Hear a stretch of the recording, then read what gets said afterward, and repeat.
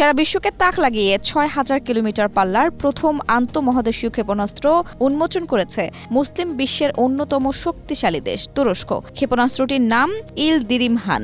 এই খবর জানিয়েছে ডেইলি সাবাহ। মঙ্গলবার ইস্তাম্বুলে সাহা প্রতিরক্ষা প্রদর্শনীতে প্রথমবারের মতো এই আন্তঃমহাদেশীয় ব্যালিস্টিক ক্ষেপণাস্ত্র জনসমক্ষে আনে আঙ্কারা। এর মাধ্যমে দেশটি তাদের দূরপাল্লার আঘাত হানার সক্ষমতায় এক বিশাল মাইলফলক অর্জন করেছে বলে মনে করছেন বিশ্লেষকরা। তুরস্কের জাতীয় প্রতিরক্ষা মন্ত্রণালয়ের R&D সেন্টারের তৈরি এই ক্ষেপণাস্ত্রটি শব্দের চেয়ে 25 গুণ বেশি গতিতে ছুটতে পারে। ক্ষেপণাস্ত্রটির জ্বালানি হিসেবে লিকুইড নাইট্রোজেন টেট্রক্সাইড ব্যবহার করা হয়েছে। এই সিস্টেমে 4টি শক্তিশালী রকেট ইঞ্জিন ব্যবহার করা হয়েছে। এটি এখন পর্যন্ত তুরস্কের তৈরি সবচেয়ে উন্নত ক্ষেপণাস্ত্র প্ল্যাটফর্মগুলোর মধ্যে অন্যতম। স্ট্রবেরি সুপার ডটেড ও ক্লাসিক ভ্যারিয়েন্ট সেন্সেশন জাগুক শিহরণ।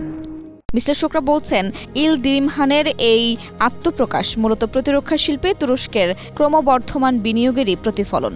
দেশটি বর্তমানে ক্ষেপণাস্ত্র ব্যবস্থা, ড্রোন, বিমান প্রতিরক্ষা ব্যবস্থা, এভিয়েশন এবং মহাকাশ প্রযুক্তিতে বিপুল বিনিয়োগ করছে।